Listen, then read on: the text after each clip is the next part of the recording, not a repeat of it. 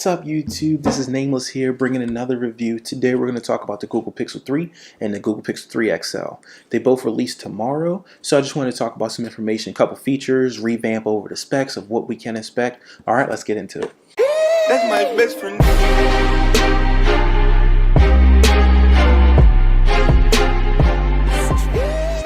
Okay, so the Google Pixel 3 and the 3 XL is releasing tomorrow exclusively, unfortunately, on Verizon Wireless. And if you want to actually purchase the device, the unlocked device, you can purchase it from the Google Play Store. But exclusively as of right now, you can still pick it up. If you have Verizon, you can actually walk into the store, hopefully, and pick up the device right then and there. Okay, so we know that the Google Pixel 3 is going to come out at a 5.5-inch screen now with the OLED, and the Google Pixel 3 XL is going to come out with a 6.3-inch OLED screen. This year, they're going to be supporting two storage options, 64 gig and 128 gigs. They're going to have front-facing firing speakers, which is the same as last year. And the front-facing firing speakers, for people that don't know, is basically the speakers, both the left and the right speaker is actually going to be firing up towards you. They're going to be on the front of the device instead of one being on the bottom of the device, which is those are called downward-facing firing speakers. Just a little recap for individuals that don't know. They're going to have this year, which is the big controversy, they're going to have two front megapixel cameras, which is two 8 megapixel front-facing cameras, which we'll talk about a little later what their purpose is for, which you actually figured out and found out through their event. It's going to be IP68 certified, and it's going to come in 3 colors this year. So it's going to come in just black, clearly white, and not pink, even though it looks pink. Okay. Alright, so let's go over some of the features.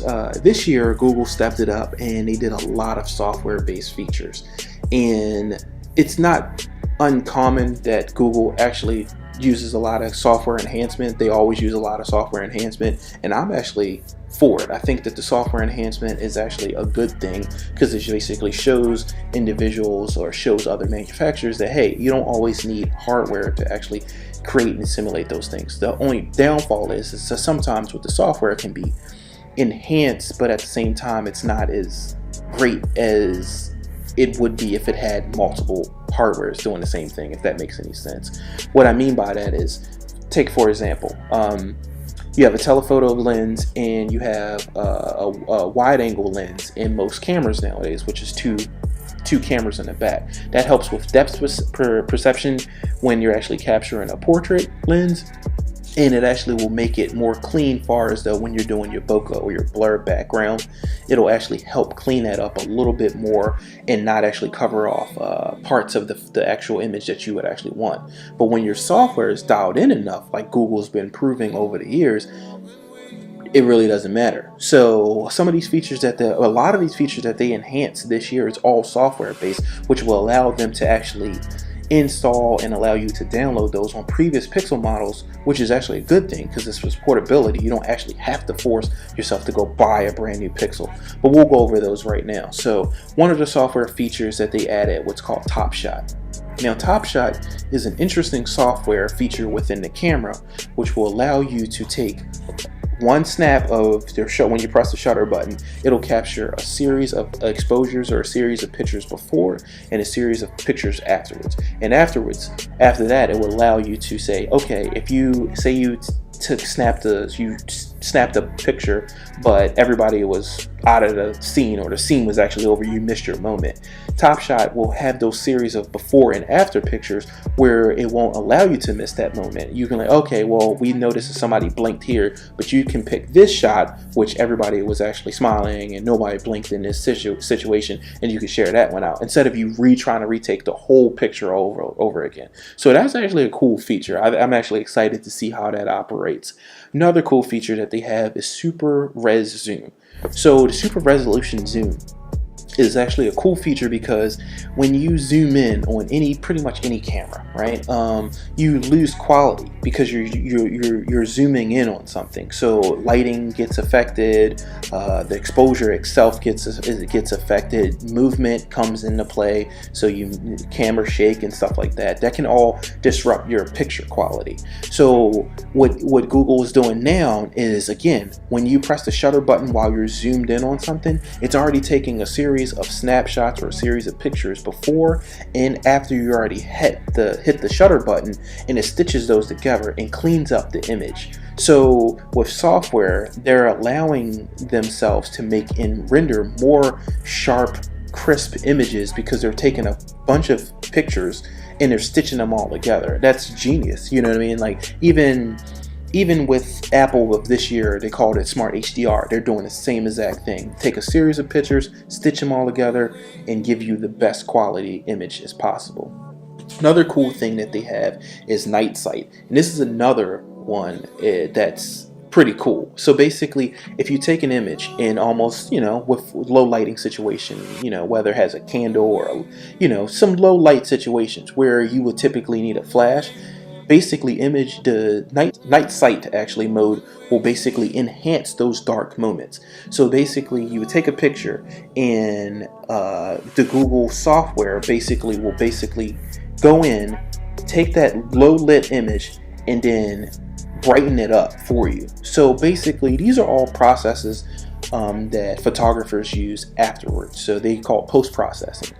They're basically building in the post-processing when you actually take the actual image itself. So these are situations now where you don't have to go in and do post-processing after you actually snap the shot. So that's actually pretty smart. So that's pretty cool. They also added in what they call AR stickers or playground.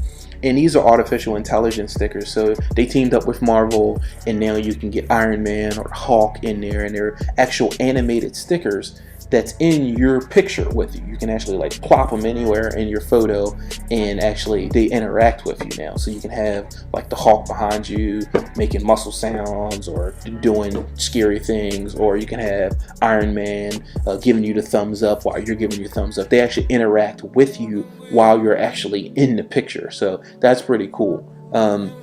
Google Lens is something that Google's been pushing for a while and actually have it in, but Google Lens is actually kind of cool. So Google Lens is actually, you know how you would go to using your OK Google, or you would go to and you would say you're searching for something.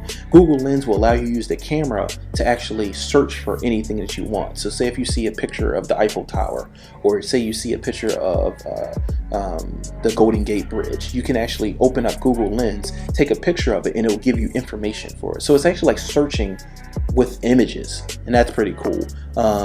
If you wanted to find out information about a restaurant, if you wanted to take a person's information down and shoot them a right email, like a quick email, you can actually point the Google Lens at the actual email address. It'll render that and open up Gmail for you, and you can directly start emailing an individual. That's pretty cool. I think it's pretty cool.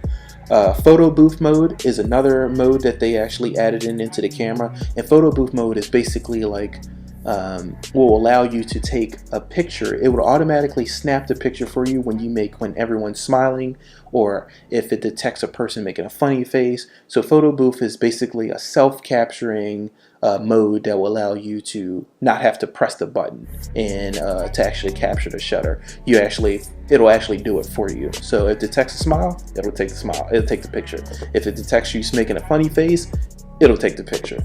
And it's just basically software driven and artificial intelligence that's actually in there that detects information and allows it to automatically capture the shot for you.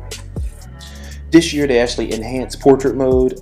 Portrait mode has always been a strength of Google, especially for them to actually achieve that type of quality and render that type of clarity on a portrait without actually having dual lenses. So the portrait mode now this year will allow you to actually adjust your bokeh or your blur in the background, similar to what we have seen on the iPhone XS and XS Max of this year, and something that Samsung has always pretty much had in their phones since the Note 7. And basically it'll allow you to adjust your background blur. That's pretty much on par now, where I think every smartphone that has cameras in their camera driven technology, they're pretty much going to start adding that feature in there. But Google took it one step further this year and they actually added a feature called Pop. Now Pop will actually allow you to basically black, white, the background while actually keeping your subject or the person that you're actually taking a picture of in color. So that's pretty cool. I mean, that's one of those features where you can always do it within like on the Samsung devices, but it was a little hard to do. You can do it in editing softwares like Lightroom or Photoshop, but it was time consuming. You have to upload the picture. I mean, you're right there with your Google phone and you could just hit a button and do the pop. It's pretty cool. Call screening. Call screening is something that I'm excited for, and I don't know why. But call screening will allow you to have an incoming call, and say you're in a meeting, or say you're on another call, or you can't talk right now. It's basically like a live answering machine. So basically, you press the button to screen the call. The information will come in, and it'll basically transcribe right there. So basically, you'll have your Google Assistant start asking you questions like, "Hey, so-and-so's not available right now. Do you want to leave a message?" When that person starts speaking, on the screen of your cell phone, it'll start transcribing everything that the person is saying, and it gives you options afterwards. So say if it's something important, you can pick it up right then and there and answer, and still continue the conversation with the individual, or you can reject the individual, you can report them as spam, or you can just, like I said, you can reject and send them direct to voicemail. That is actually a cool feature. I think it's pretty cool. It's just Google's always been pretty good at actually trying to push the envelope on artificial intelligence and letting its assistant do a lot more. Okay, so the last feature that I want to talk about was called Flip to Shush. So Flip to Shush is actually a feature where it's basically a glorified do not disturb. So if you flip your phone with this feature enabled and you flip your phone upside down, you flip it on its face, it will actually allow you to basically go and do not disturb. You won't get notifications. You won't get a lot of basically it won't disturb you. You won't get notifications. It won't ring. It won't do any of those type of things until you flip it back over. That's one of those catch-22 things which I'm not really sure of, because it's like I still want my notifications to come through, but at the same time, why don't I just put it in do not disturb? I always put my phone face down anyway, typically because I don't want anything to fall on the face of the camera, whether it be if I'm in the gym or whether I'm anywhere else, or just because people are nosy and you don't want people to see everything that's going on. I always flip my phone upside down. So that'll probably be a feature if I had that phone that I wouldn't turn on, but it's just nice to know that Flip to Shush is actually a feature that you can have in the actual phone that will allow it to basically put it in do not disturb mode.